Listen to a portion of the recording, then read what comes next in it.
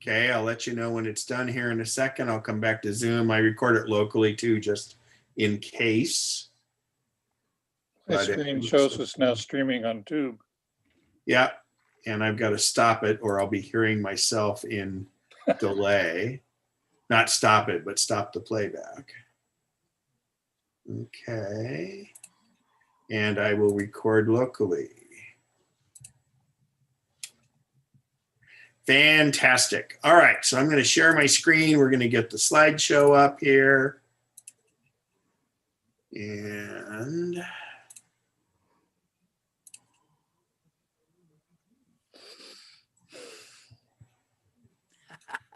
Ken, start recording. all righty. So we've got a turkey chef here, it looks like. And our typical schedule, we're going to go through current news. Al's got some, we're going to share his screen for that.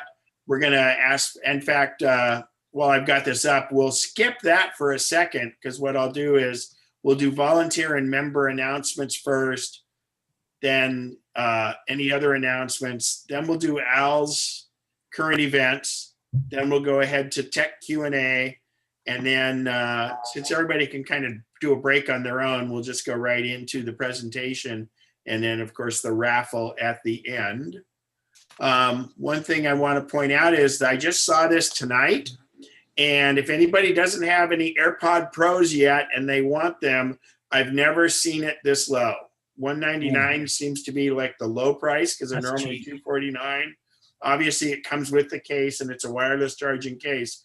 But anybody who has AirPod Pros, just ask them. They love them. They're so good. So I'm going to talk a little bit about current stuff. Then this is what the recent announcements were. Then Al's going to go into his. So in a 2-week span, we had 3 announcements from Apple. The most recent one was the one that was One More Thing. And in the One More Thing announcement, it was all about the new M1 chip, which is based on the same chip that's in the iPhones and the iPads that they're actually putting in the computers.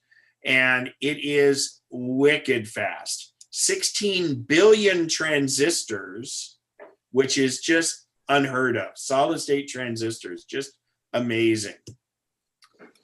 Then hang on, I got to do a little screen management here. And I'm losing that cursor again. It's weird how in Zoom with the keynote, the cursor gets lost. All right, anyway, so they introduced a MacBook Air, a MacBook Pro 13-inch, and a Mac Mini. And they were available starting on the 17th. I've recently looked at the MacBook Pros, depending on the configuration. They're as late as December 28th now. So these things have been flying off the shelves. Just incredible how they are. The speed is just absolutely faster than anything else there. And in single core processing, this is the fastest chip anywhere. But the beauty of it is it's essentially the same chip in your iPhone and your iPad. So the battery life is phenomenal. Up to 20 hours battery life in a laptop. Obviously, the Mac Mini doesn't have a battery. So they did have, during the presentation, they brought back one of the old, from the old I'm a Mac campaign. So we'll go ahead and play this for you.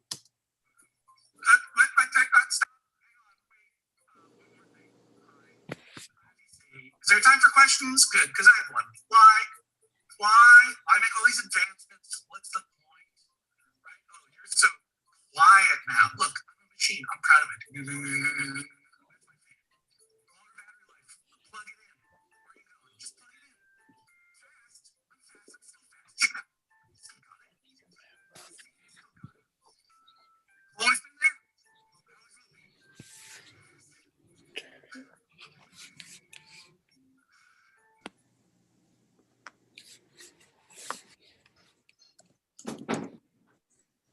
So he said, woo, outlet at the end there. So he had to go find an outlet. That was from the old PC and Mac thing. So anyway, one more thing again. So Big Sur, we just kind of talked about, and for right now, this is my recommendation. If you decide to venture into it, that's your own. And like I say, usually 90% of the people have no problem at all, but it's the risk reward is not necessarily there. They're talking about what I was interested in. Right. Hold on here. Yeah, let's mute. You guys, if you can keep an eye on that whenever whoever the microphone that's active is, we can mute them. In fact, it's probably, let's do a mute all and then I'll unmute me. There we go. Al, wave if you can hear me. Good deal. All right, so this is not, I'm going to end this. I've got to get out of this and we'll go back to this and I will unshare my screen. And that was kind of it for the current news. So Al does a great job getting all the stuff together. Go ahead, Al, if you want to share your screen and we'll go through your tidbits for tonight.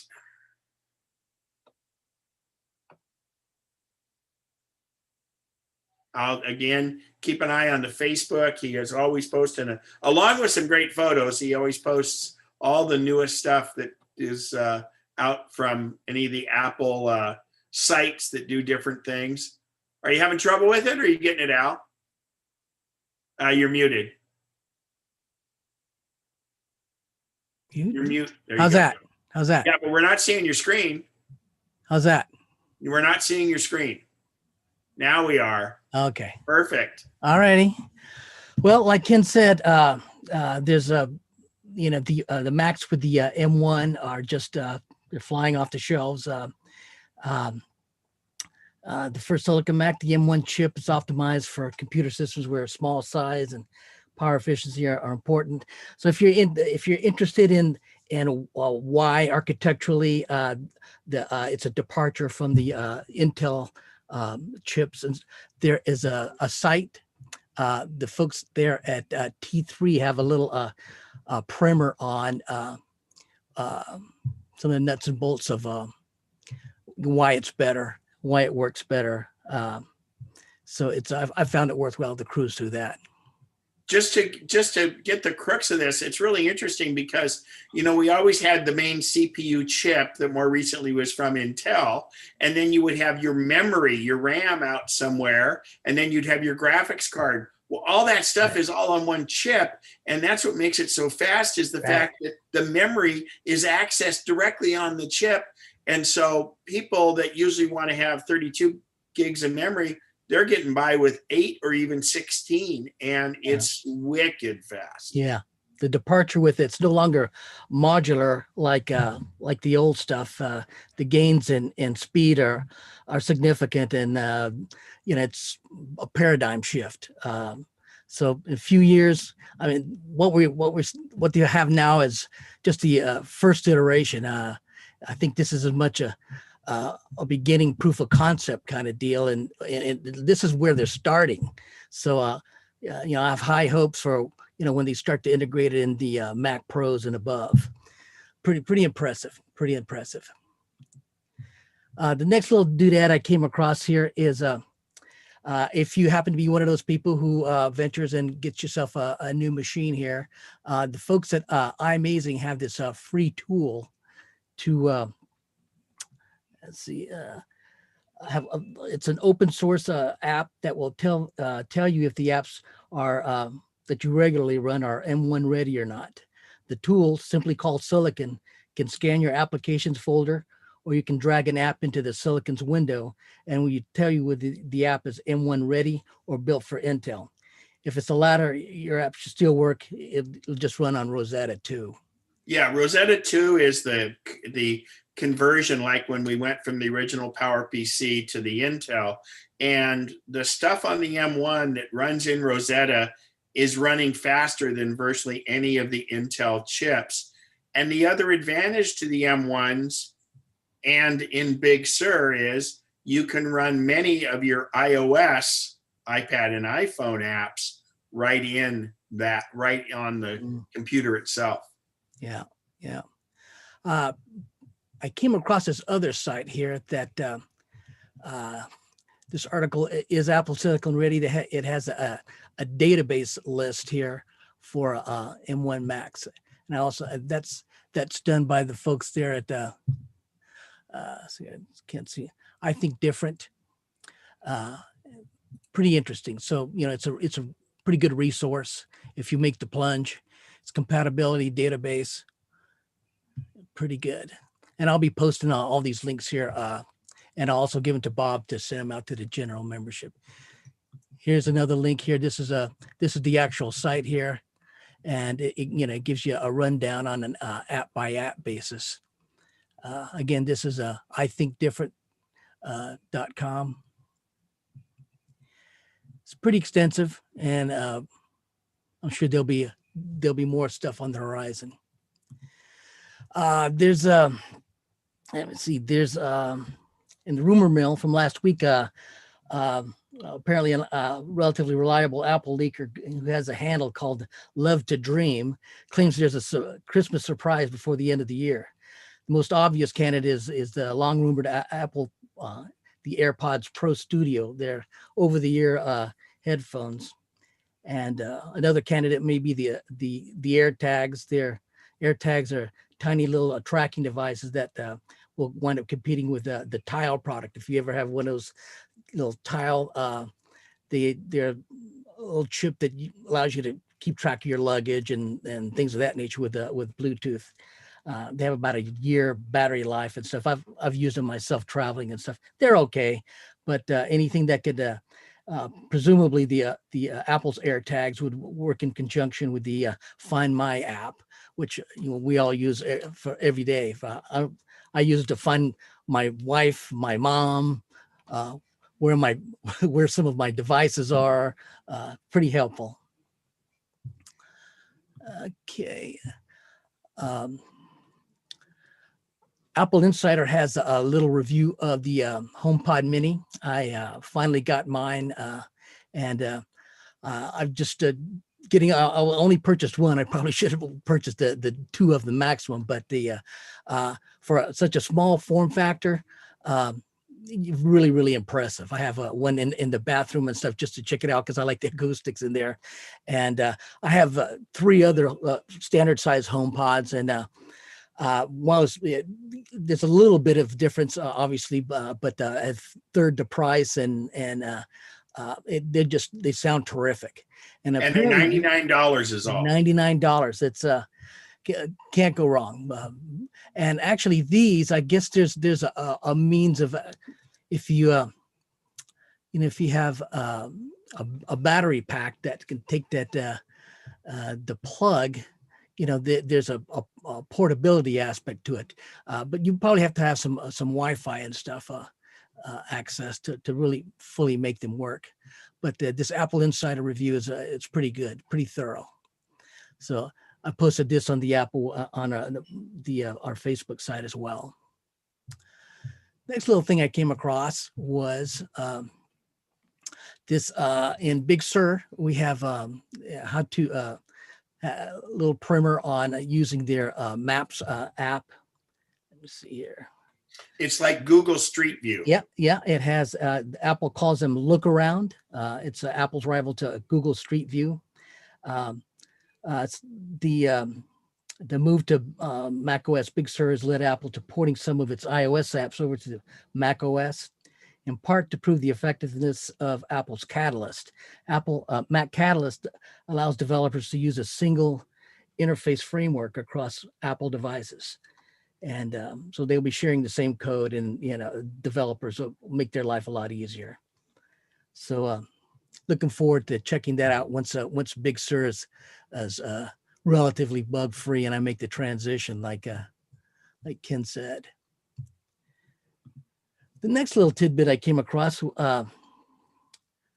was the fact that Apple's cut some of their commissions for folks for developers who make less than $1 million a year, from 30% to 15%. And so Apple's 30% cut of app purchases, it's come under scrutiny in recent years, with many developers rallying against the commission and Apple's alleged stranglehold in the App Store. That kind of in-app purchases has come under review from antitrust regulators and government officials. I mean, we'll see how it goes. This is probably as much a kind of a preventive thing as anything else. But if you're a developer and you're making less than $1 million, I think the bulk of the developers, as I understand, fall into that category. Any help that they can get in this era of COVID and staying at home and all, I can absolutely live with. And Apple, Yeah, but the thing is Apple has, it's not just a matter, it's not free for Apple to do this. First of all, they have to process the credit cards. So that's about a 2% hit right off the top. Yep.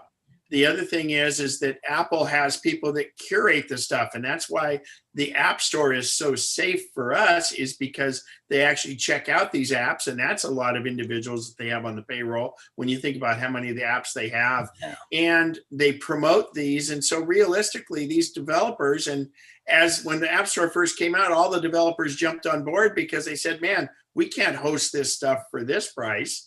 And so now they've kind of, they see how much money Apple makes on other things. And so they've kind of gotten a little greedy. And of course, one of the game manufacturers found out that, they're better off to not be too greedy on it. And to be honest, they don't have to be in the App Store. So I think this plays to it. There have been some other things that they're doing. For instance, that's why with, for instance, Amazon products or other ones, you have to go outside the app and then come back in, because that way it's not subject to that 30% tax that Apple charges. Yeah. I don't have a problem living in the walled garden, It's much better in the walled garden. It's much better. I just assume go about you enjoying my computer footprint and not worrying about, a whole bunch of stuff that they can take care of. I'm interested in what I'm interested in, so, if there's a cost associated with that, I'm good with it. Anyway, the final thing that, being that this is Thanksgiving, if you're like me, you're fond of the annual Charlie Brown Thanksgiving special. You won't be seeing it on ABC, probably everyone's heard, but fortunately for us Peanuts fans, Apple's purchased the rights and making the special free to watch on Apple TV Plus for a limited time, hoping to draw folks to the service, of course, obviously, but also Apple has agreed to have the special air on both PBS and PBS Kids. Charlie Brown Thanksgiving became available for Apple TV Plus subscribers on November 18th. It will be made free to watch between November 25th and November 27th. Apple TV Plus is adding various Charlie Brown specials one at a time, and doing so in what are called limited windows. Subscribers get the shows first, and they are made free to watch on Apple TV Plus. So looking forward to seeing it. Fond remembrance of childhood, and always puts a smile on my face. And in these challenging times, anything that does that is a good thing in my world. Absolutely. So back to you, Ken. There's a and speaking of Apple TV Plus, Apple extended it. If you bought an iPhone last year, they've extended that into the spring a little. And of course, if you get any Apple devices, most Apple devices right now, you'll get more of the Apple TV Plus experience. So Al, again, thank you so much. It's always great. You keep these links going, and it's fantastic. So, all right. So moving right. Oh, and I should mention now, since I talked about the M1 chip earlier, Melissa asks, and Dale talks about, so the M1 chip, they always say don't buy the first year of a brand new design of a car or the computer and stuff, because those first iterations are always the ones that get improved dramatically before they roll out to the second. the results of the people that have this M1 chip is pretty exciting, and it's calling me and luring me in. But this M1 chip is a little interesting because for instance, on the Mac Mini, you can only have, well, there are people that are putting more displays on them, but both the MacBook Air and the MacBook Pro are only able technically to have one display plus the built-in display. So like myself, where I have two monitors, it makes it a problem. And that's why you're not seeing any iMacs yet. So the original M1 chip only supports two of the USB 3, or actually it's now USB 4, which is the Thunderbolt 3 connection for displays and for everything else. And then the Mac Mini adds two regular USB ports to it. So when the desktop iMac version of the M1 chip comes out in the spring, it will probably have more ability to do extra USB peripherals and therefore supporting more monitors. And there is a chance, thought is that maybe we'll go to 32 gigabytes of RAM. RAM has always been the thing that's great to have, but in fact, the results we're getting from people that are testing the 8 gigabyte RAM, which is almost the lowest amount you can get on an Intel, it's been great. And the other amazing thing is the MacBook Air doesn't have a fan in it, and its performance is just fantastic. And the MacBook Pro 13-inch and the Mac Mini have a fan, but guys are putting these through huge tests, and the fan hardly ever comes on at all. So they're very, very efficient. I should point out in the chat link, Al has posted links to all of those articles that he have. And above that, I do have the link to the AirPod at Walmart. So hang on here, Bob.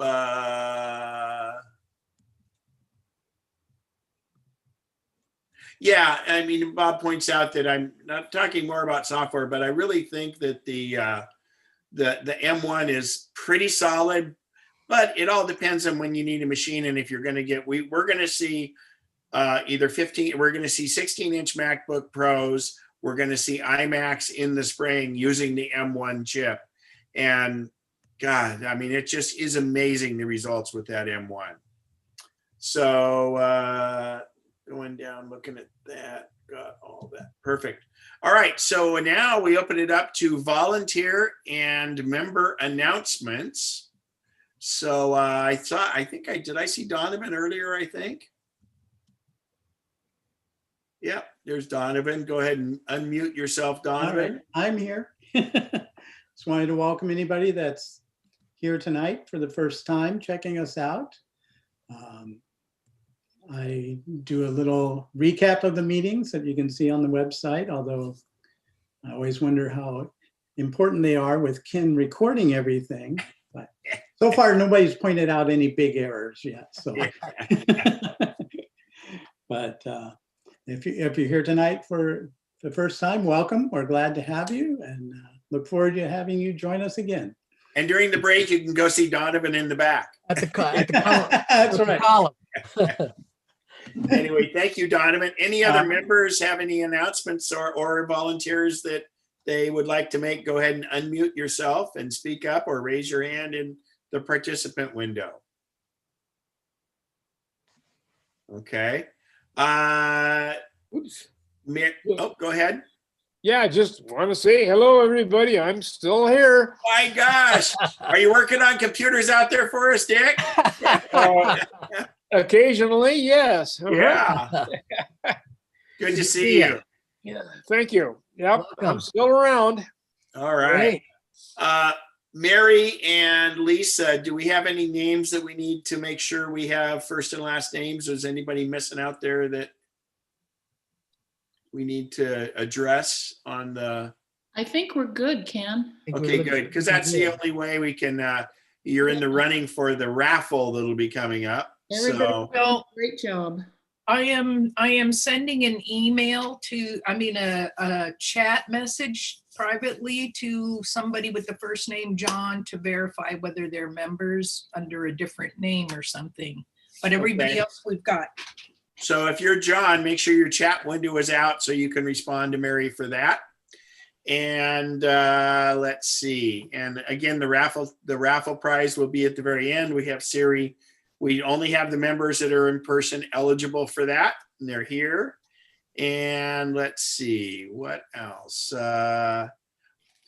So tech Q&A. I know Matthew is online, and I did respond to your questions, Matthew. I think some of those were a little bit. One of those things was kind of far in there, but if anybody has any tech questions, not related necessarily to home automation, which I'll be speaking of tonight, does anybody have any Mac questions? This is our time. Either use the participant window and raise your hand, or unmute your mic and just ask away. Well, I do, Ken. All right, Donovan, how you doing? Go ahead. That's fine. Well, my wife and I have shared single Apple ID since they had Apple IDs, and I'm just wondering if it's time where we each should have our own, or if there's any compelling reason to do that. Well, yes and no. So you really have to look at your scenario, and what it boils down to is the first question you ask is, do you want to continue to collaborate on a photos library? Yes or no? You're muted. I think, yes, we probably would. So that's the big deal. And in that case, you need to be on the same Apple ID. There is some album sharing, but the best way to do it is with that.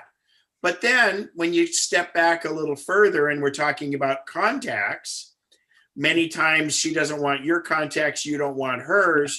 So she could develop a second. I assume you're the one with the Apple ID at this point, Yes. Right? Yes. So then you would just have her get her own Apple ID Mm-hmm. and still share the photos and everything. But then in the settings, you add another iCloud in the internet connections, and you can make that where she could have her own contacts. Okay. On her computer, you would turn off contacts on your Apple ID, but on hers, have it on. And the same holds true for its mail, contacts, notes, and reminders are the 4 categories that you could set up a secondary one so you could, collaborate back and forth. You don't have to necessarily do this if you want to share a calendar, because you can always share a calendar with other people. But I find that contacts is the one spot where, she would be reluctant because she doesn't want to delete a contact that you might need, and back and forth. So the contact is one where you could do a secondary one like that. Okay. But I recommend the main one. If you want to collaborate on your photos library, then you use the same main one, and then how you spin off the other parts of it can be done. Okay. That answers my question. Yeah. Thanks. Good question. Any other questions? Tim, this is Lisa. I have Hi. a question, or basically just anybody in the group. Are they having this problem? On my iPad, when 14 came out, I keep losing the status bar. This happens daily when I go into my Gmail account or mail account on the iPad, and the status bar disappears. And so, you reboot and there you go. And generally this happens just once a day in the morning. 3 or 4 times it's now happened twice a day. And it's on your iPad? On my iPad, not on my iPhone. Yeah, so what I would recommend on your iPad is you can do not just a regular reboot, you can do a reset.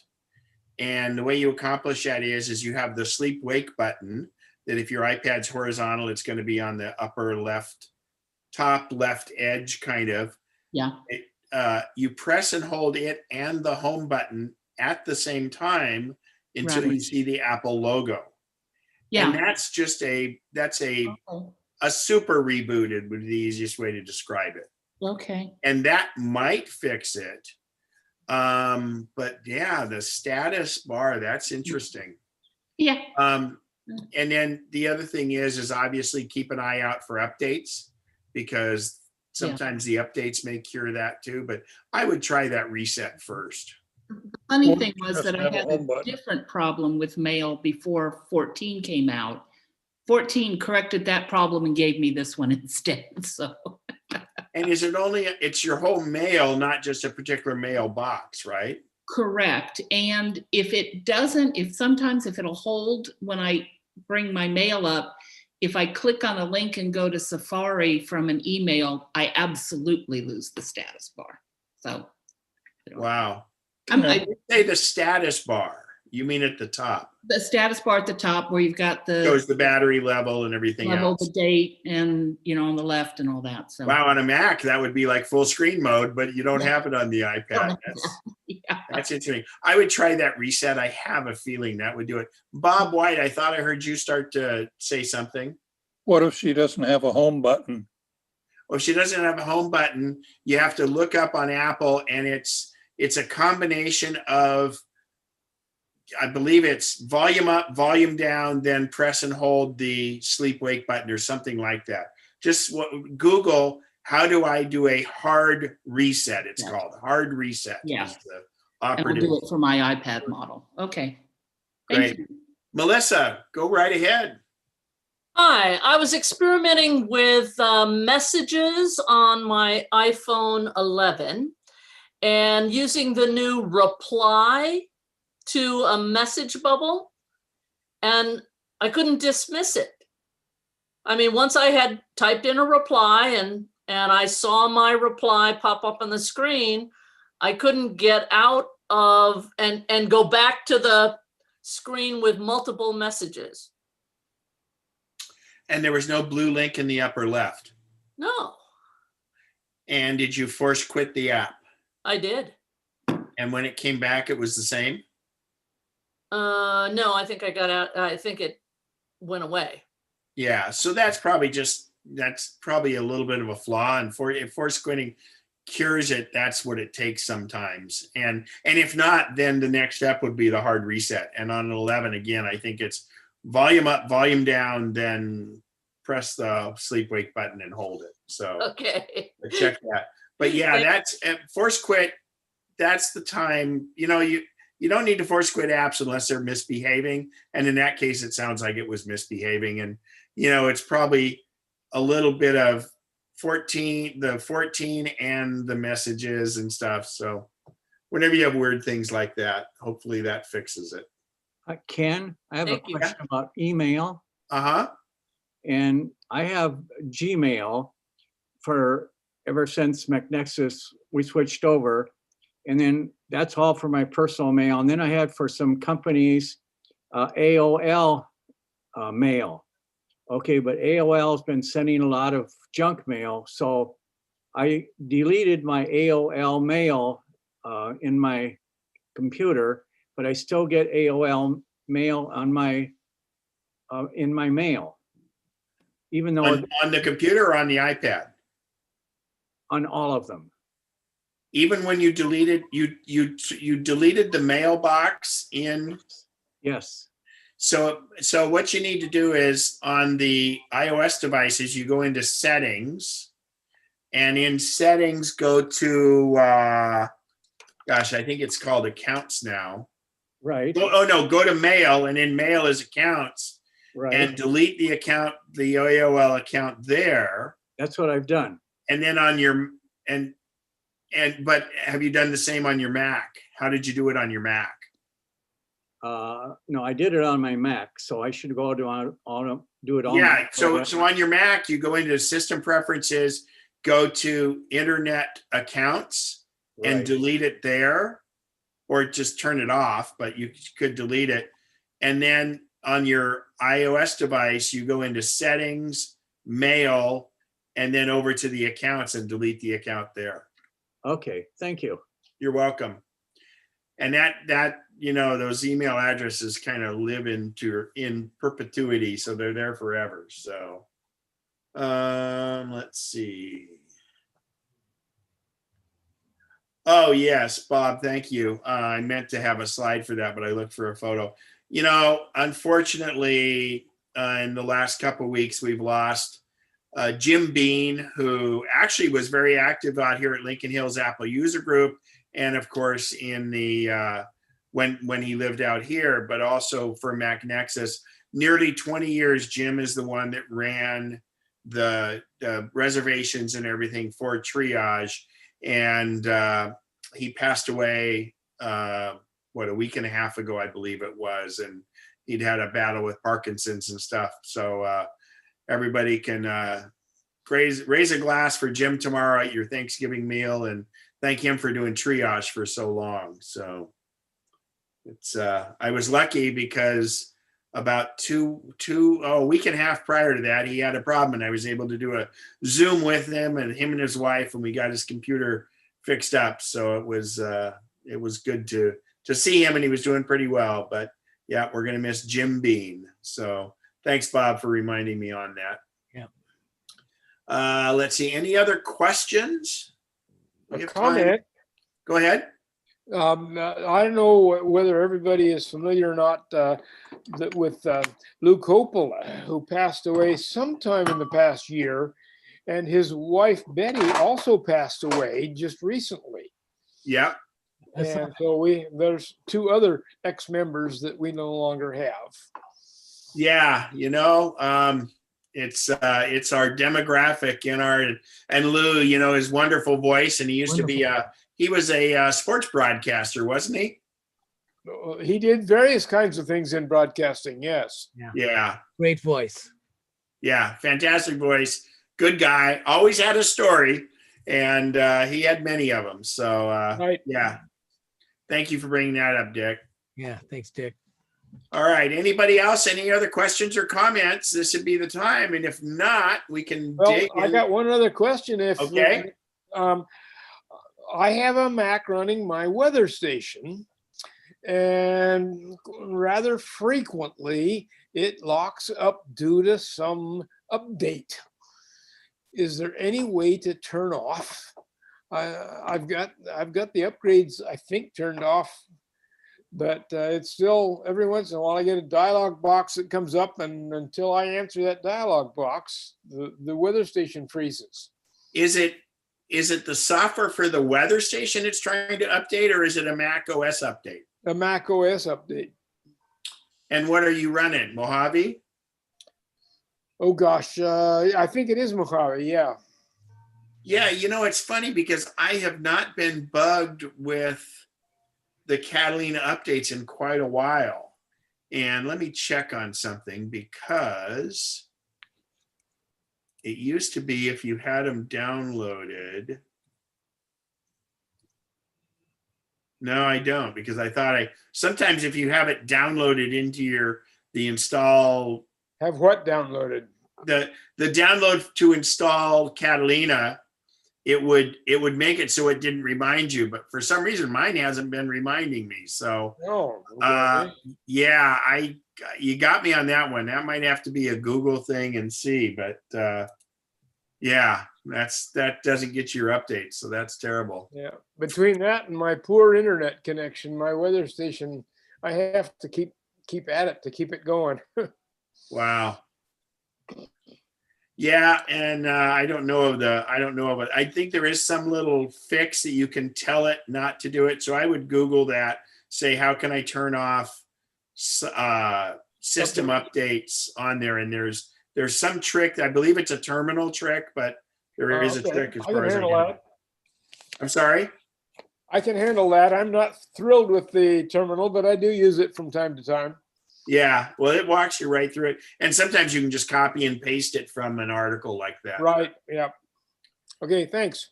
You bet. Any other questions that I can't answer like that? Anybody else? Go right ahead. All right, well, drinks and snacks are at the back, and I think we'll just roll. Oh, somebody's phone's ringing. We'll go ahead and roll into the I'm going to mute everybody right now and then I'll unmute. Anybody can unmute themselves, but this way they can do screenshots. So I'm going to mute all, and that way they're sorted. And I'm still live. Good. So feel free, after a minute or two, you guys, if you have questions or anything, unmute yourself. As I go through this home automation, these slides, we're going to have Q&A at the end, but I think this is a good night. It's not going to take very long. More than happy to answer questions as we go along. So you can do that by tapping the participant window, and then there's a raise hand icon. And if some of the co-hosts can go ahead, and if you see somebody pop a question out there, or even in the chat, a question, please go ahead and let me know. And we've got 48 people in the group. All righty. So let me get to share my screen with the keynote.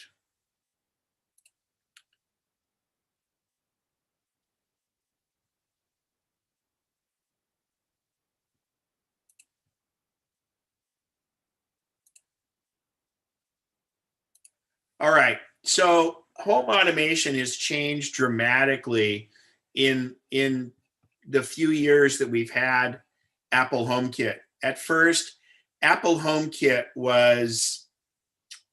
there were very few devices that worked with it. They are rolling tons of them out now. Tonight, what we're going to go through is talking about the security and the privacy, which is really important, and how different devices can be affected, how your security and privacy can be affected with those devices. The three main ones are Apple's HomeKit, the Echo devices from Amazon and from Google. I'm going to talk about Ecobee, which is the thermostat I prefer. There's some other good thermostats out there. And then I'm going to talk briefly about the Ratio, which is for automating your sprinkler system. We'll talk about light switches and plugs. Obviously, we've got an outdoor one I can show you too. And these are all, again, home automated things. Then the Ring doorbell, the Ring cameras we're going to talk a little bit about, and doors and ceiling fans and how you can automate those. Then we'll have Q&A at the end. And like I said, I'll be happy to go through and do a little Q&A as we go. So like everything you do, whether it be your computer not on the internet, whether it be your house, whether it be the community you're in, or whether it be the devices you have like cameras and locks and different things, there's a sliding scale between convenience and security. And where you choose to be on that sliding scale is up to you. You can decide what you want to do. Hang on one sec here. And but also realize that certain things have inherently less security than others. So how you embrace this automation can be, you can determine how secure you need it to be and what you're comfortable with. And we'll discuss that in just a minute, because that is a big deal. Okay, so predominantly you have Apple's HomeKit, Amazon Alexa, and Google Assistant, like I showed you there, or Amazon Echo. But there's another one called Compatible with SmartThings, and that's the Samsung protocol. So I don't think that's going to affect very many of us. But you're going to want to look for these, depending on which one you're going to use or a combination, you're going to want to look for these stickers either on websites or on devices. And just so you know, Apple's HomeKit is the most private and the most secure you will find. And developers, just like the App Store, Apple checks everybody out on HomeKit and they make sure that they're secure. Apple goes one step farther with things like the cameras that you have at your house. If it's a HomeKit compatible camera, instead of having your camera information go up to a website in China that you don't know who has control over it, Apple, if it's HomeKit compatible camera, it goes to your iCloud account and it stays there for, I believe it's 14 days, and it doesn't go against your iCloud storage. And we all know that iCloud from Apple is about as secure as it gets. With the other cameras, so So the way I like to do it is to really look at what companies are looking out for you, privacy and security. We are all customers of Apple. So Apple doesn't need to sell our information to anybody because we're paying for our Apple products. So you're not going to have Apple giving a lot of stuff away. And Apple has inherently been trying to differentiate themselves from all the other companies because they're stressing how important privacy and security is. Amazon, on the other hand, we are all customers of Amazon because we buy things from them. So they do a little bit of things with demographics. They're not as private or as secure, but because you're a customer with them and if you spent money with them, they're going to be a little more secure than that. When we get down to the Google ones, you are kind of buying their devices from them, but for the most part, their revenue is based on your demographics. And then, of course, the next step beyond that is where we get to Facebook, where everybody thinks they're a customer of Facebook, but you're really not. You're the product. Facebook offers your information to the people that have the ads out there, and that's how they make their money. So Google's kind of in between. And again, I didn't originally use a lot of HomeKit stuff, but I'm going more and more towards HomeKit now because now there's enough devices out there. It was really hard to find HomeKit devices, so I usually went with the Echo devices from Amazon. Okay. So these are just to kind of show you the different devices. We have the Apple HomePod on the right, the Google, and then the Echo from Amazon. And they've changed a little bit since this picture is taken. And of course, now Apple with the new mini HomePod for $99, it really becomes the gateway to all of these home automation devices. And obviously you have different wake words. And of course, what comes up is people always wonder, well, are my devices listening all the time? Well, they're really not. They're listening for the wake word, and that's it. They only respond when the wake word happens. So I really don't think you should worry too much about them unless, like Facebook has one called the Portal. And yeah, I would be worried about that. So again, it's at the crossroads of safety versus risk and security. So this is the logo of the house is Apple. Used to be called HomeKit. Now it's called Home on your devices. Home on your computer, Home on your iPhone, Home on your iPad. And what it does is, if you think of these things as an aggregator, so let's say you have automated lights, you have an automated door lock, you have an automated alarm, you have an automated microwave. All of these devices you have apps on your phone, how to control those devices. But what's the nice thing about HomeKit and the Amazon Echoes and even the Google is, you can within that app, Home itself is its own app, and the device you set up has its own app for the devices, but they come in if it's HomeKit compatible, and they're all in one app on the home, so you can regulate those devices.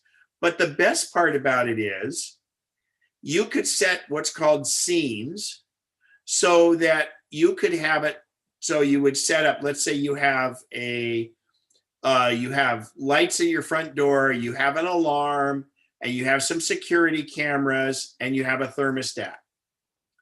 You could set all of those devices that might be from all different companies, and rather than going into your iPhone and doing all 4 devices one at a time, you set up a scene in your HomeKit, and you can name that scene late night or going to bed. And simply by saying the word Siri, you could say, Siri, I'm going to bed, and it would set the thermostat to what you've determined, turn the lights off, let you know if the front door is locked, make sure your garage door is locked, and turn the alarm on. So you set those scenes so your voice can do it, but also right in the Home app, you can regulate it. And that way you're not having to dive into 4 or 5 different apps to do it. But you still need those apps when you set things up for HomeKit. And again, HomeKit works great. The Alexa devices do a good job also. This is Apple's website, and I encourage you to take a screenshot of this. And at the end, I'm going to put this into the chat so you'll be able to link to it. But when you go to this page, again, it started out with HomeKit. There was just pretty much thermostats and lights, but now there's so much more. And again, you'll look for, if you look up at the top there, if it works with HomeKit, that means the devices work with Home. The other thing that works is when it says works with Apple AirPlay, that means that you can project the cameras or any of your movies and things to the other Apple devices. And like Al just said, he got a new LG TV. Well, it has built-in AirPlay. So going through this, you can see air purifiers, ceiling fans. We're going to talk about that a bit. Faucets, garage doors, lights, outlets, the receivers for your stereo, routers. Apple even offers now HomeKit certified routers, which give you another level of security. Security systems, sensors, speakers, sprinklers, switches, TVs, windows or window shades, window treatments is a big deal. There's a lot of motorized shutters out there now. Hunter Douglas has them and they're HomeKit compatible.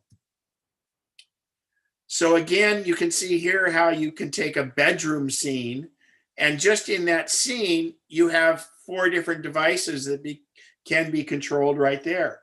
Your fan, your lights, your shades, and then of course your HomePod is there too.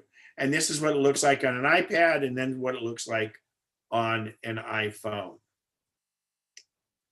The ecobee. So the first one of these I'm going to talk about is an ecobee thermostat. ecobee has been Apple compatible for quite a while. It's HomeKit, Google, and Alexa device compatible. The one thing I love about the ecobee, you can see in the upper left corner there, is those are sensors. So if you think about in your house, your thermostat is sitting in the hallway.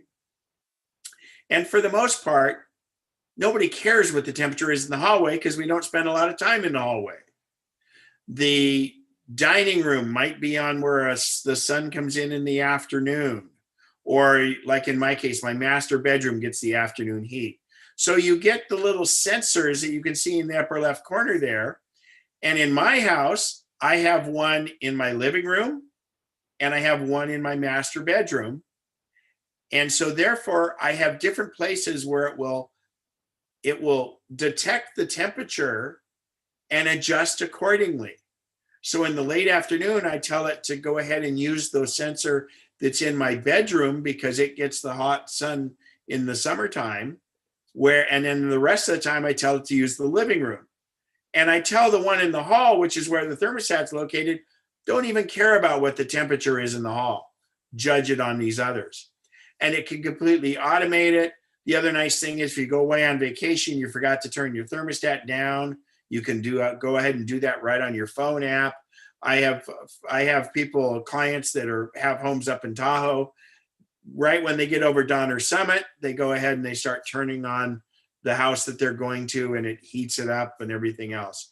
You will save a tremendous amount of energy with ecobee. There's other one, Nest makes them, and there's Honeywell and some others. If you're in SMUD in Sacramento, you go to the SMUD Energy Store, and there are a lot of discounts and instant rebates in there. ecobee was the first one to do additional sensors, and you can always buy more sensors, but the other ones have followed suit on that now. But I really like the ecobee. It's been Apple compatible since day one.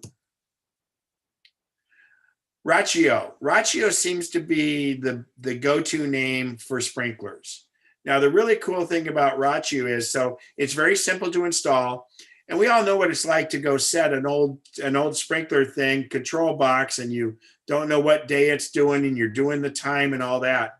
Well, Rachio makes it very, very simple. They come with 8 stations and 16 stations. And you simply just connect the old wires that you have on your current sprinkler setup. And then on your phone, it will ask you a series of questions. Like my front yard, I have a slight slope where the grass is. Not a slight slope, a decent slope where it is. So it asks me questions about each of my stations, what the soil type is it exposed to the sun? And when you go through and answer these series of questions, it will determine the best watering schedule for where you're putting it. And then you also use the camera in the phone, and instead of just saying station number 3, you can take a picture in your yard of what station number 3 looks like, so you know which station it is. As if that's not enough, Rachio, it knows where I am, so it finds the closest weather station to my house, and if rain is coming in, it will skip watering for that day because there is rain in the forecast, so it says you don't need to water. If it gets below freezing, it'll put the sprinklers on hold because there's a freeze alert that night. And it varies with the seasons, and in the seasons it knows in the summer obviously it needs more water than that. Then you can go in and customize everything you want. But also, if you want to just get a little more water, you can go to your station, tap on it, and say, turn that sprinkler on for 5 minutes, and it'll do it. Rachio will save you a ton of water. It's super convenient, and you can easily adjust it. If you start to see where there's little brown areas and stuff, you can just go in and adjust that time in it. Joe asks, so you have an Apple thermostat? No, they're not made by Apple. The thermostats are made by Ecobee and some of the others, but they interact with HomeKit. So these are plugs. Like for instance, on my patio, I have one of these plugs like this for my little, it's a waterfall I have on the wall. And so I can just go and say either, hey Siri, or, which I should not say it fast like that, or I can say to my Amazon device, turn the waterfall on, and it turns it on. Anything, and it would be anything plugged into this one plug. And you can see you have 1 through 4 plugs coming out of it. Or I'm sorry, you can buy 4 at a time, but sometimes you'll have a double plug. Now you'll notice Miros, which is, it's one of the few in Amazon that is, as you'll notice on the side, it supports HomeKit, Alexa, and Google Assistant. So I love that it supports HomeKit and you can just do it. So Miros is a good one. These are indoor, even though I have mine outdoor, it's in an enclosed or a covered patio. So it's really not an outdoor one. But we do have an outdoor one, and this would be great for your Christmas lights. It's waterproof. And actually, I should point out both this outlet and this outlet, you can set them in the phone app to do it on a schedule, and it will also respond to your voice. You can also set it for random if you decide you want to have it kind of be the when you're away from the house and you want people to think someone's there. But all of these has it, if you can see right in the middle there, there's a big button that's an on and off button if all else fails. So they work great. This one is specifically for outdoor. This would be great for holiday lights. Then you can also do, for your lights, you can do these light switches. And with the light switches, obviously you can turn them on and off with a flick of your finger, but they work with the voice from the different devices. And again, one of the big parts about all this is you can set the scene. So you can say, I'm going to bed, and it could turn off the lights everywhere in your house. This is one of my favorites. I found this years ago. I still use it. And it's what's called a bond device. Miros makes one of these, but they're not in stock right now. But what this does is it controls my ceiling fans. And it even controls, I have a screen that comes down on my patio, and it controls that. It is not HomeKit compatible yet, but it is Google Home and Alexa compatible. And this one is interesting. So what it does is you take your remote for your ceiling fans, which are never where you're sitting, obviously. They're across the room, on the wall, whatever. But if you take that remote, this learns the remote. When you're setting this up, this goes onto your Wi-Fi. And when you press the remote button, it will repeat that and adjust your fans accordingly. Now, a funny little story about when I was setting this up in my house. In my house, the master bedroom is where my office is set up, but also it's where my router is. So the first ceiling fan I did was in my bedroom, which was great. So I got it to work. I just say by voice, it goes on and off. I can control it on the phone. So then I decided, okay, I'm going to go out into the kitchen area, and I have a great room that's from there. So I took this device out there with me, and I was setting up the fan in the living room, and I'm on the phone app, and I press the button to turn the light on, and the light goes on, and I hear this kind of weird sound. It sounded a little bit like an electrical short, and I'm going, oh man, that's weird. So then I did it again. Sure enough, well, then I didn't try the light the next time. I tried the fan itself. The fan came on, and I go, and then I hit it to turn the fan off. I'm going, man, this is crazy. Okay, I got to turn around. So now I'm trying to do the kitchen fan. The light goes on. Every time I press the button on the phone to activate it, it goes, and I'm just perplexed. I'm going, God, this is crazy. So I'm turned back around, and I look in my sink, and it's full of soap for my hands, or dish soap. And I go, what the heck? Well, I have an automatic hand soap dispenser that you put your hand under, and it out the soap. Well, being a little too geeky for my own good, I said, oh my gosh, I can use my phone to activate my soap dispenser. And I'm all going geeking out, man, that's great. And I'm going, well, yeah, my hand's going to be all dirty and wet and all that. Do I want to do that? And I go, Ken, stop back a second. You already have an automatic soap dispenser. You put your hand under it and it dispenses soap. And so the best part was when I moved this Bond device, because this Bond device does infrared, radio frequency, and ultrasonic. So it covers all the kinds of remotes you have. When I moved it back into my master bedroom, thank goodness, it no longer set off my soap dispenser, or I would have not been able to use it. But this Bond device is fantastic. Ceiling fans, it works for some shades or some window blinds and shades, and it works or for some other lights, but predominantly it's for ceiling fans.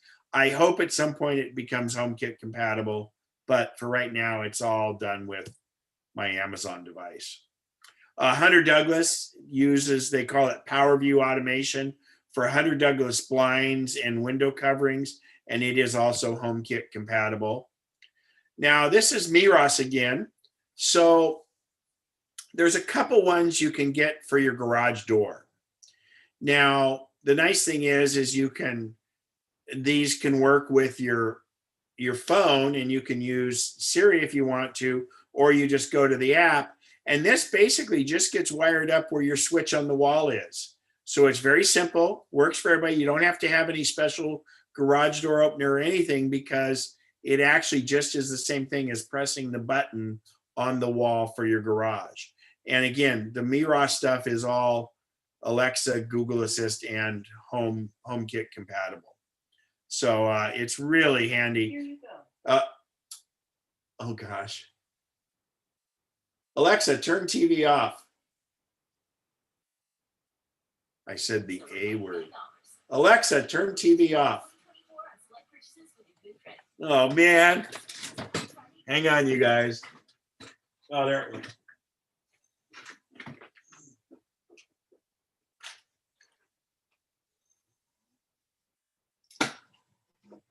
I'll just say the A word. How's that?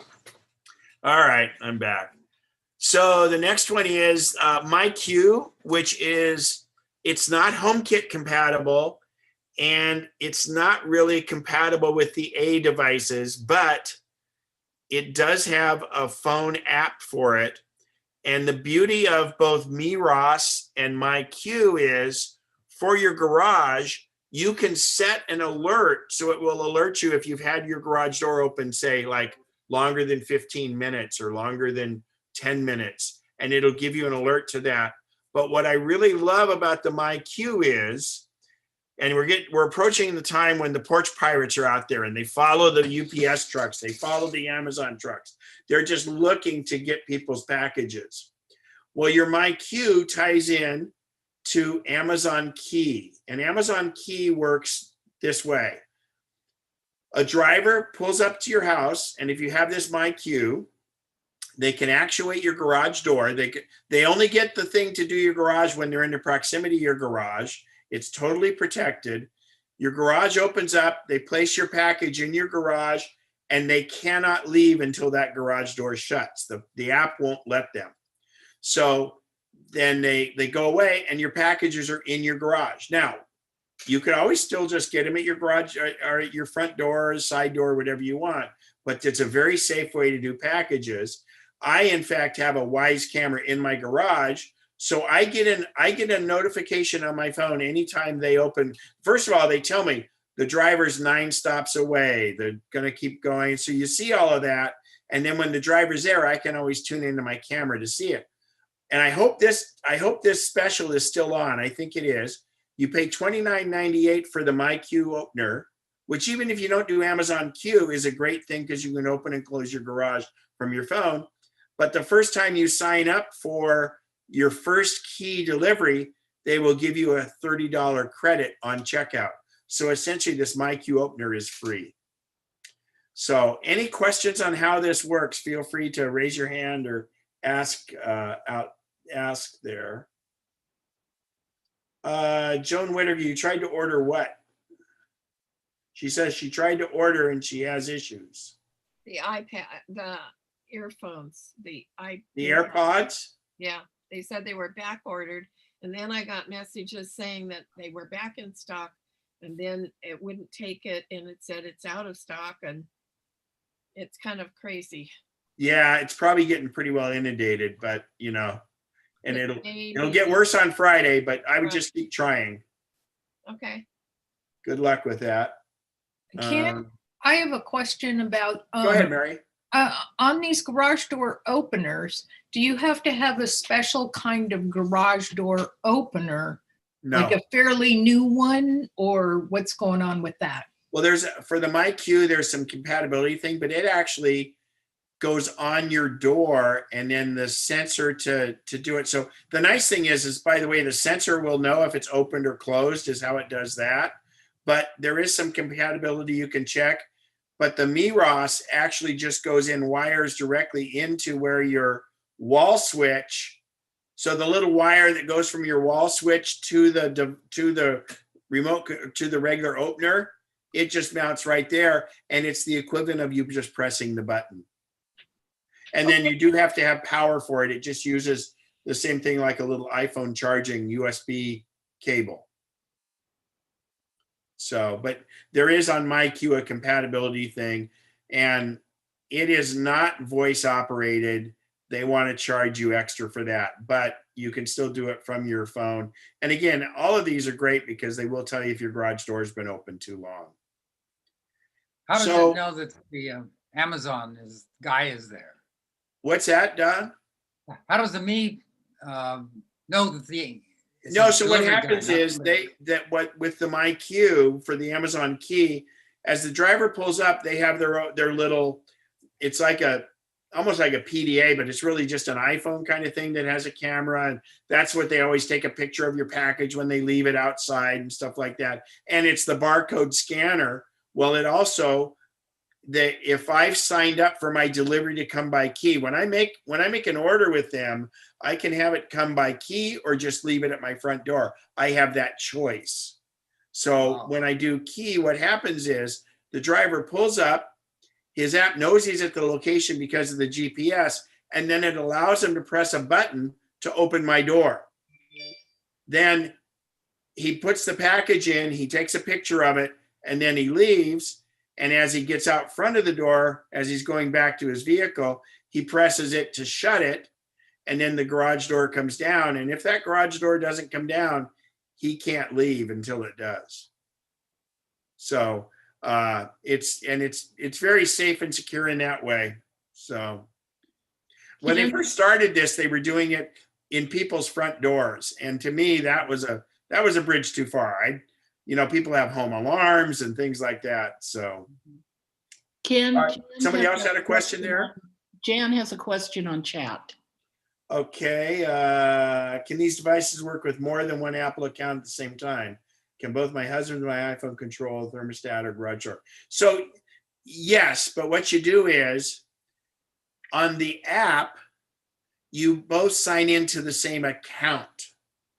So in other words, you would have one account for the garage door or for any of these other devices, the thermostat, for instance, because you wouldn't want them, it'd be really tough to have two accounts on there. So you do have one account, and then your phone, either his phone or your phone, doesn't really matter whose phone it is. And of course, it's the same thing as if you have one of those homes where you have two light switches to control one light. You go over here, one person presses it on, the other person goes over here, presses it off, and then you can kind of fight back and forth like that. So Ken, this is Jan. What about the Apple, that speaker thing you were talking about that you had it, like the Alexa or the Echo or those things? Do they work the same way? HomePod, and I'm not sure because I haven't set my new one up, but I think they're differentiating with voices, but I'm not sure if it's a separate account because like for music and stuff, you would only want to have the one Apple Music account. Yeah, that makes sense. Yeah, because you would share that. So the HomeKit stuff, I'm sorry, go ahead. So the HomeKit compatible thing, it's not that it's compatible with one person's account. Each device has its own account that you can log into. Exactly. So if if we look here, so for instance, the MyQ, but then you have the phone app for MyQ. So the first step to all of these devices, you can go directly to HomeKit if you want. Apple's made it that easy.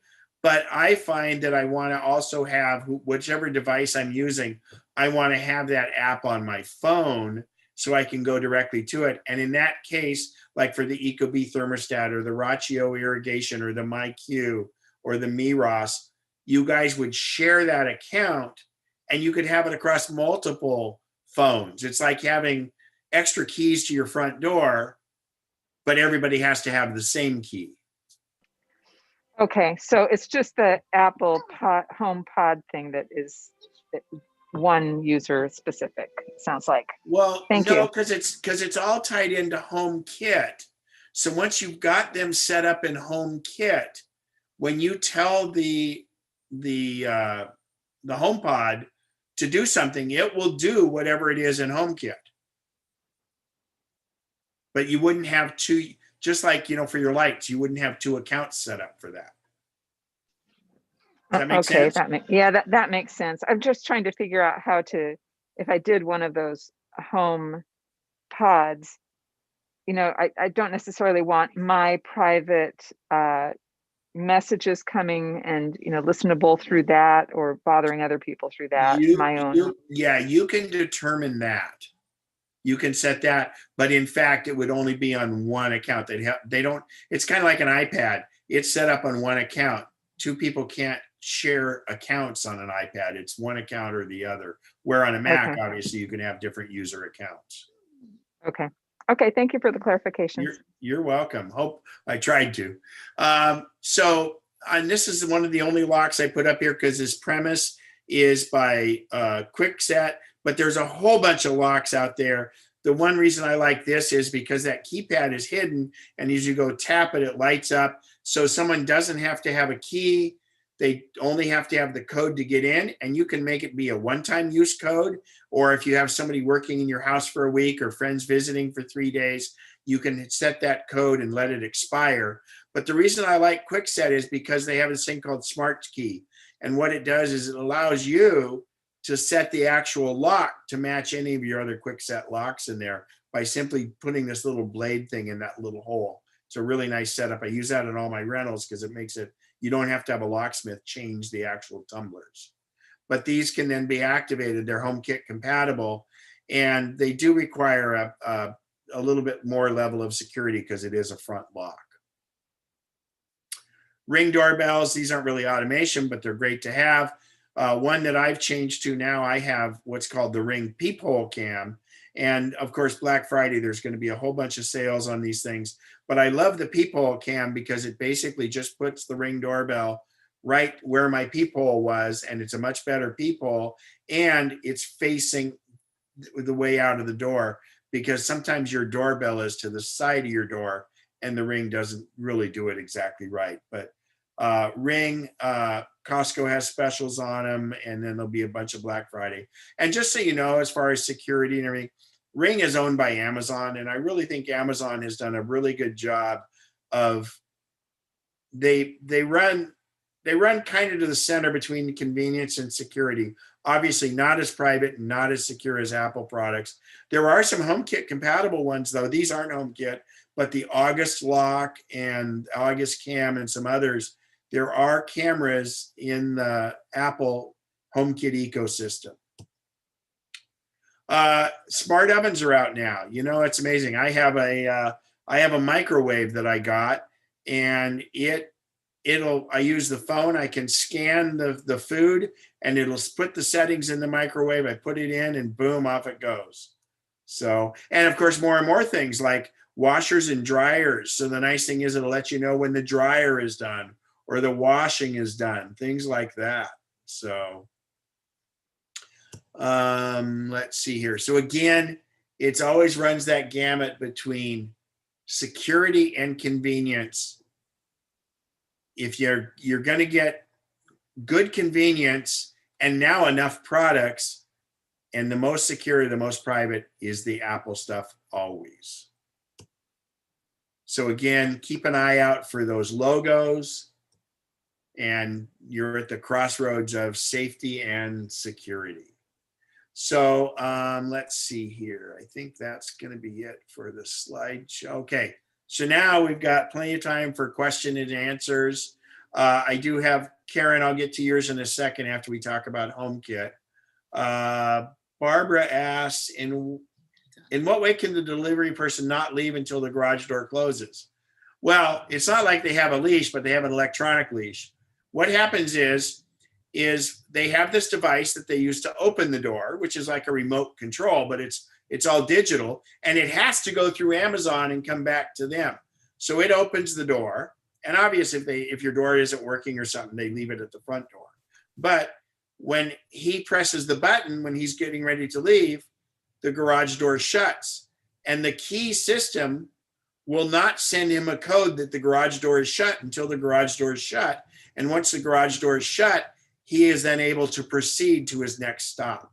He's not to proceed to his next stop until it shows that garage door is shut. So, Barbara, does that answer it for you?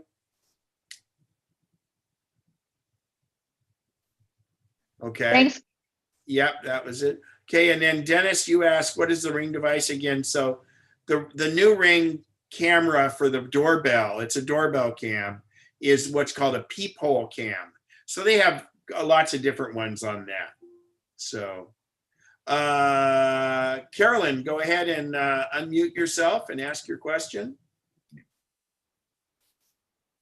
I have only seen the light switches as a single switch. And I have a double switch in my kitchen. I'd love to have one of those in there.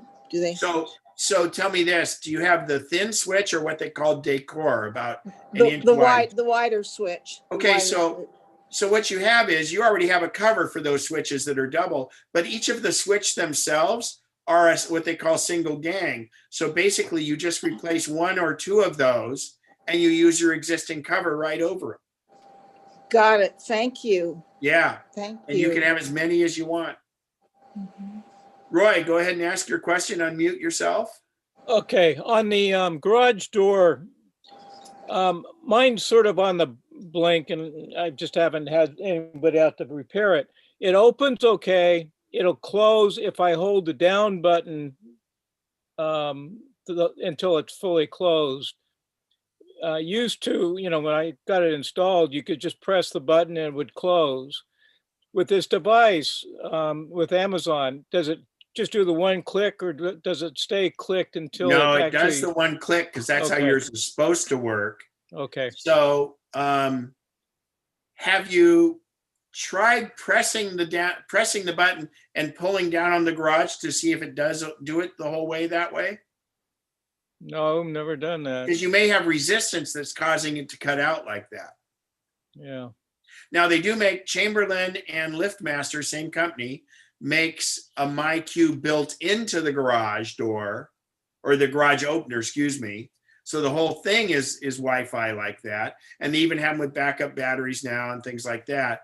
Or you can add the MyQ to it. But no, it sends a one signal for it to do that. Yeah, that's what I figured. So Okay, that might thanks. be an issue.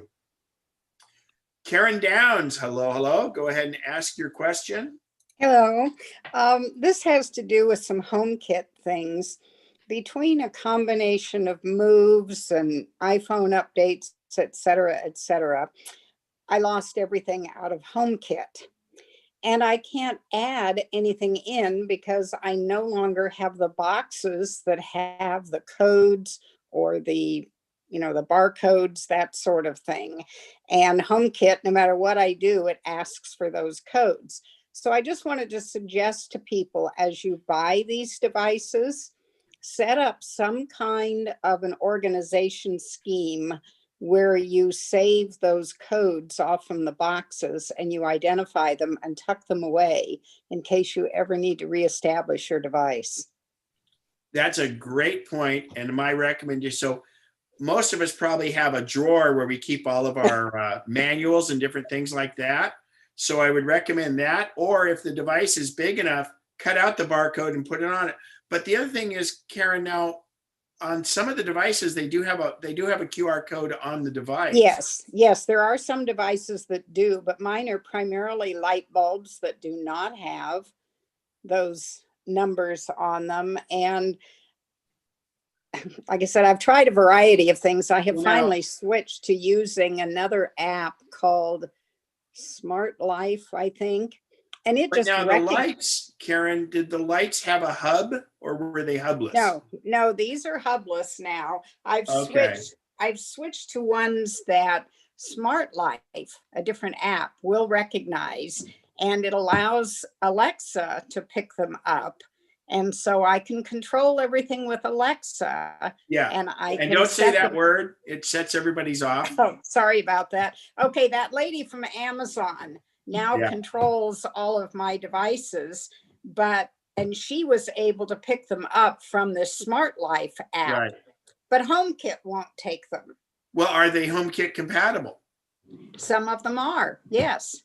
But HomeKit just keeps asking me for those codes, and I pick up the bulbs and I look at them and the codes are not on them and I don't have the boxes anymore. Yeah, so it's just a suggestion that if you have a device and you can't find the code or some kind of a barcode or something on the device, be sure to save it off the box. Yeah, and that's important. There is a way in HomeKit. There is a way in HomeKit. Take a picture of the box. Then you got to print it out and things like that. But and that would work.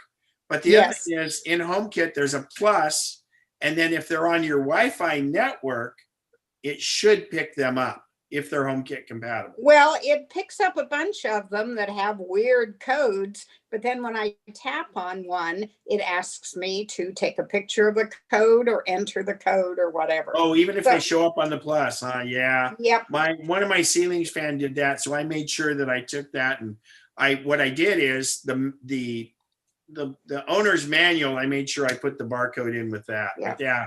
Well- Yeah, that's Well, a little believe bit me, of if a I flaw. buy anything else, I will record those codes. But for now, what I currently have, I can't use HomeKit for, Yeah. or the Home app. So that's all. So what it means is she's back to being like a cave woman where she has to physically turn the lights on and off. No, I have to use the Amazon device, and I really, I'm an Apple girl. I'd rather I use know, the I'm just Apple giving you a bad device. time. Carolyn, you had a question? Yeah, Carolyn, yes, go ahead. yes. What's the brand name of these switches? Well, those were Miros that we had there. You just want to look for any that are HomeKit compatible. Miros, got it. Thank you. MEROSS. Yeah, thank you. In fact, here, I'll bring it back. I can probably bring it back up really quick. Let's see.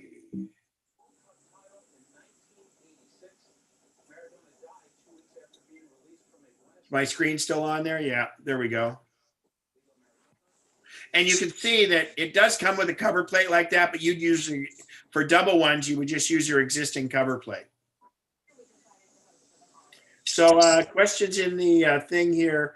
Joellen wants to know about the MyQ app is unresponsive sometimes. Yeah, and it likes to ask for my password a few more times too. You have a garage door that's 20 years old or so. The MyQ should work. Again, go to the compatibility because all it's doing is intercepting that signal that goes from the switch to there. And Bert, go ahead and ask your question. Hi. Yes, I'm sitting here in the dark, I guess. I'm looking at getting ADT security or something similar to that for alarms for your house. Will that work with the HomeKit?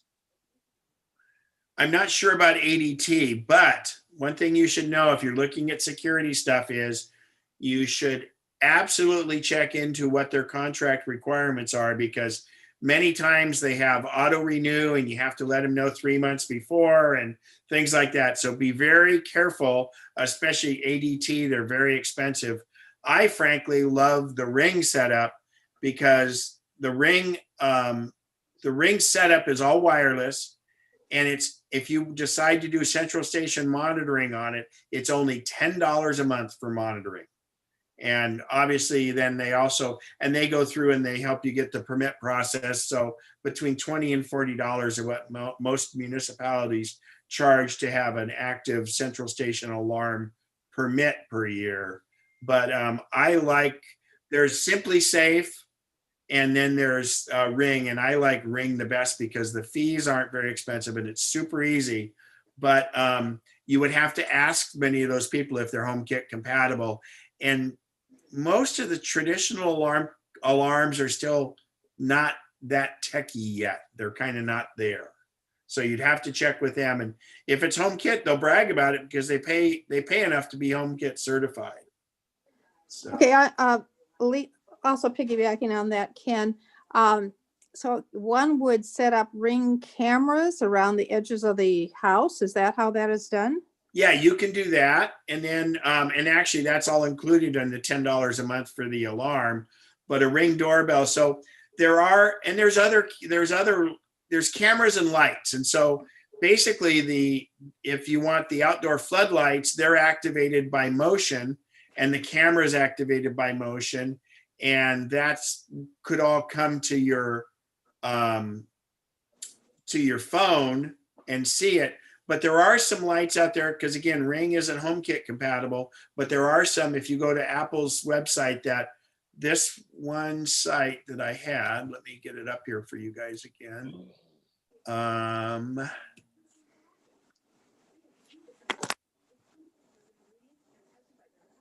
This site, apple.com/iOS/home. Right. And then you would go into there and see which of the cameras and things are HomeKit compatible. And they give you a whole big list. The other thing is the Apple Store online sells HomeKit compatible things, but this list is much more extensive than that. So, And then let's see, somebody had a question about, Mary, I'll get that in a second. Okay. And Phil has a screenshot here. I don't know, Phil, is there something on the screenshot we need to check? Karen Papa, so not related to this, but she wants to know about recommendations for iCloud backup service, a cloud backup that includes multiple devices and an external drive. So I always recommend an external drive, and Costco's, you can get the portable drives there, but Apple's iCloud is not, quote, a backup service. So it really depends on what you want to back up. But my go-to for Mac stuff is if you want cloud backup, in addition to your hard drive, then I would say that Backblaze, Backblaze is one that's been Mac compatible for quite a while, and they seem reasonably priced. So Phil Heisen, is there something I'm supposed to see on this screenshot? Okay. No, Mary, I'm sorry, go ahead. I don't see a screenshot on my computer. Yeah, you sent a text message, or no, I mean, you were in the chat window. You have a thing called this, you did a screenshot. So was that just inadvertent? Yes, yes. No problem. Okay. Mary talks about Sidewalk. This is a new thing Amazon's rolling out. I haven't vetted it yet. I don't know how secure it is. What it really is designed to do is, if you and the people in your neighborhood have Ring devices or Amazon devices, if your Wi-Fi is weak at the edges of your house, but your neighbors is better and they're on the system, it kind of meshes them together. I think this may be something more coming down the slope later, but the Sidewalk, it's just been rolled out and I don't really have any input on it yet, but I'm a little concerned about it from a privacy issue, to be honest. Do you have anything, Mary? Any more specific questions on that, Mary? Ken? Yeah, Bob? On that Sidewalk, all customers, at least I think Prime customers, got emails the last day or two. Yeah. That gives you a little bit of information about Sidewalk. It also gives you instructions on how to turn it off. Yeah. Well, is it an automatic on and you have to opt out, or is it off? You have to go into settings and turn it off on your iPhone or your pad. I did it on my iPhone. But it's Amazon, right? I think it was. Yeah, but then it'd have to be in the app on the iPhone and iPad. Yeah, it was in the Alexa app. Got it. The lady app. Right, I know. The app and with its an A. settings. Yeah, there you go. Let me look here. And so, yeah, we'll have to check into that, but that's a good question. But yeah, if it's on by default, I would go turn it off because I don't know that it's been vetted yet. So is the door lock hard to install, Joan? Actually, most of these are usually just to replace your deadbolt. So they make some of these that just fit over the deadbolt on the inside, or they replace your whole deadbolt system. So they're not too bad. Most of the time, it's pretty darn easy deadbolts. It's the strike, the normal handles that are a problem, but most of these don't use that. And of course, if you have a traditional handle where the handle itself locks and the deadbolt locks, you really don't, the deadbolt is the most secure way to lock things. And you wouldn't want to have your deadbolt be locked and then also do this other lock, and then it's automated. So you'd probably not want to do your regular handle lock. And again, they're not very secure anyway. On the Ring doorbell, do I prefer the wired or the wireless? For me, for the functionality with People Cam, I use the wireless because it gives me the better location. The wired one would be using your existing door or doorbell, which gives you power to the Ring, so you don't have to have the battery.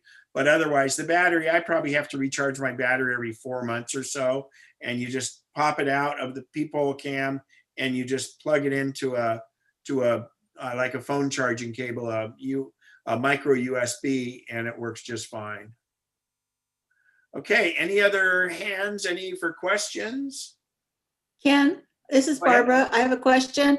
Could Great. you please show your slide of the Miros indoor outlet again? Oh, you bet. I'll go back to that. Thank you. And it is a picture of it, so I don't have the actual link, but if you just do Miros Smart Plug, you should be able to find it. And again, that's the indoor. And then Thanks, Ken. this is the outdoor. And I actually have, I don't have any of these from Miros, but I do have the Miros for my garage door. I have 3 different ways to open my garage door because I've kind of been testing all of them. And it's an off weird name. I don't know who it is, but it's been very good instructions and things like that. So anybody else has any other questions, go ahead and raise your hand or unmute yourself. And otherwise we can move on. Go ahead. A couple of comments on the garage doors. I just replaced my garage door a few weeks back, and it was really interesting because I'm replacing a 50-year-old door with a 40-year-old opener, and I had just repaired that opener. There's a capacitor that commonly goes bad on the motors on those openers, and so I fixed that. But then it turns out that current law requires the garage door openers to have a battery backup. And of course, my 40-year-old unit doesn't have that. And so the people who installed my garage door could not legally connect my garage door opener to the garage door. So they installed the garage door. I had to take down and reinstall the opener to work on that.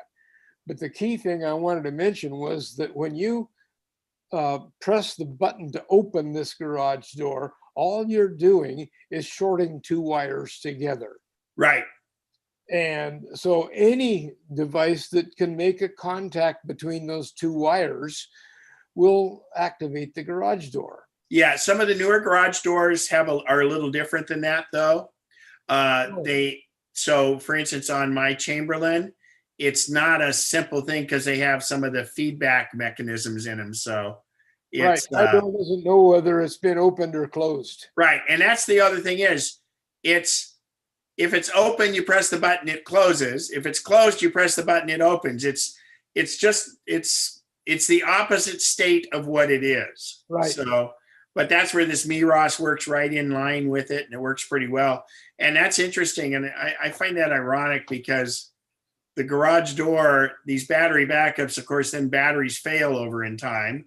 Right. And everybody has the little thing they can pull down. But I know that most of them now just have some small little batteries in them that's enough to go through 1 opening and 1 close, or maybe 2.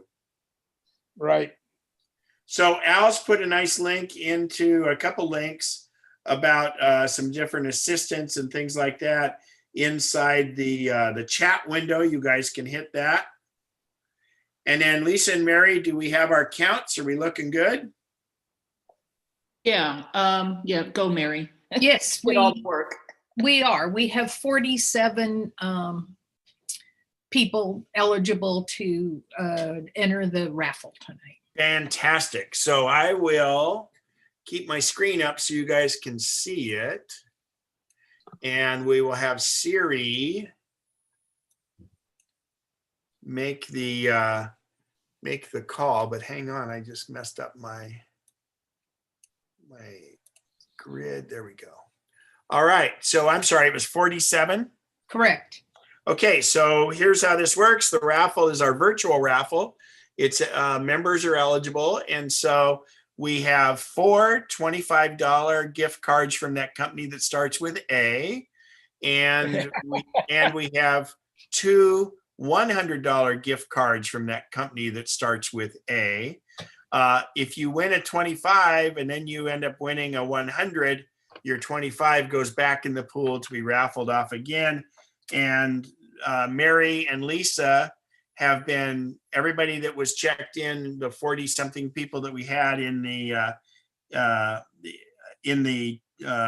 audience, it's been compared against the membership roster. And so only current members can do it. And then they will send me that. I'll name the number. They'll tell me who that corresponds to. We haven't communicated back and forth, so there's nothing going on there. And then this evening you'll get an email if you are one of the winners. So you two guys are ready. And again, to verify, 47 is my number, right? Right. So I'm gonna have Siri give me a random number between 1 and 47, and it's been tested that both 1 and 47 do show up. I did 1 through 3, and it of course does it. So it's inclusive. All right. So for the first 4, will be the $25 gift cards. Give me a random number between 1 and 47. It's 42. 42. Barbara Moore. Barbara Moore, congratulations. You'll get an email later tonight. It's not spam. Okay. All right. Give me a random number between 1 and 47. The answer is 18. 18. Oh, it's me, Mary Wunschneider. Wow, I don't think you've won since we started this. Good job. I haven't. Okay, now for our third one. Give me a random number between 1 and 20. Hang on, cancel. All right. The answer is 14. No, but it wasn't. Give me a random number between 1 and 47. The answer is 4. 4. Bob White. Whoa. All right. Congratulations, Bob. Okay, our last of our $25 gift cards. Give me a random number between 1 and 47. It's 31. 31. Marilyn Hodges. All right, Marilyn, congratulations. So now we move on to the 2 $100 gift cards. Give me a random number between 1 and 47. It's 13. 13. Joan Whitaker.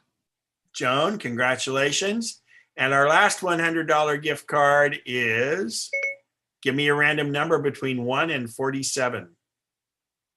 It's 45. 45. Dennis Cross. All right, Dennis, congratulations. And they'll send me that list and I'll get it out to you guys this evening and you can spend away. Any other questions, feel free to pop up. And I don't see any hands up. You can do your hand or just undo your unmute yourself. And I forgot to mention, so part of the reason that I wanted to do this at this point in November is because you may be wanting to ask for the holidays if you want certain home automation devices, or this was to help you if you were going to possibly gift some home automation devices. So hopefully instead of muddying the waters, I cleared it up a little bit. Phil, you've got a question, go ahead.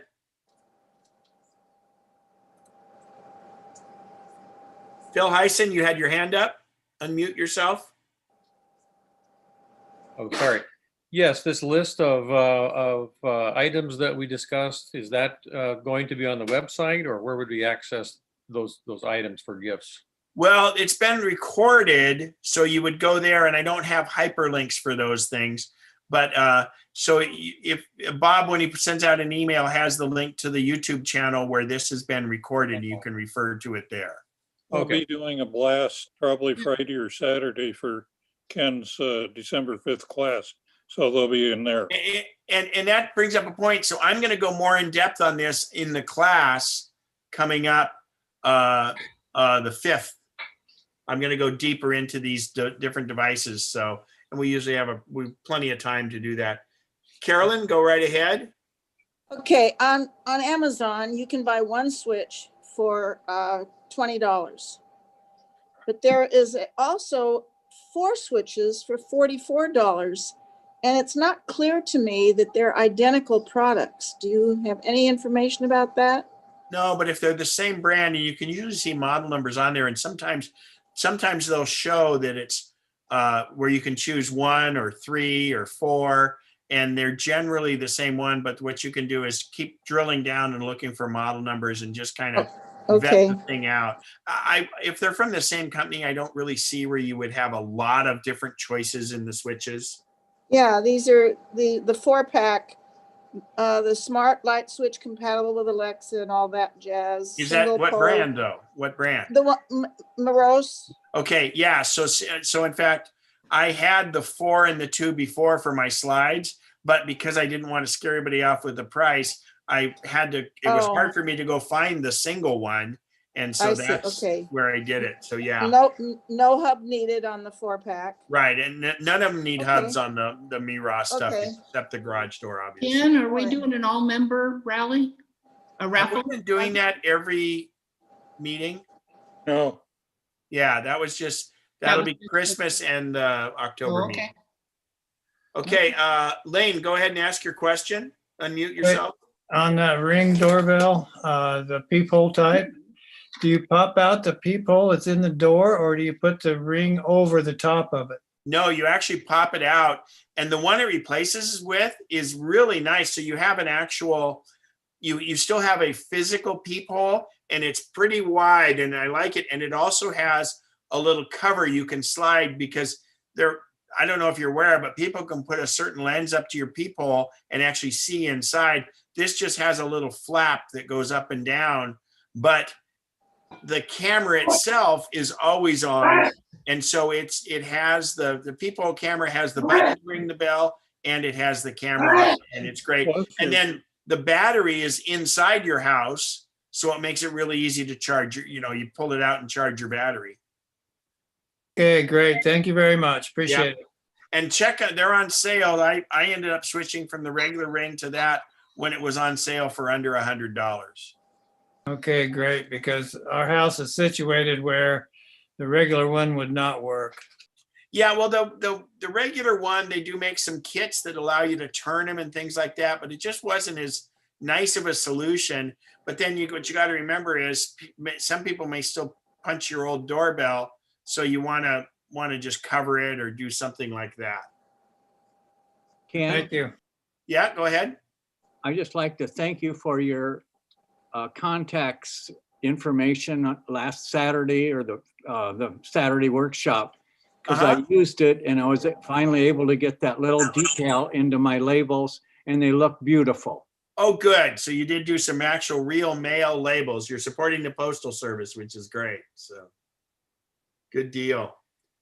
Let's see. Does anyone have their photos sent to Sony Bravia TV? Well, it depends on if it's AirPlay, but I don't know about that, Bert.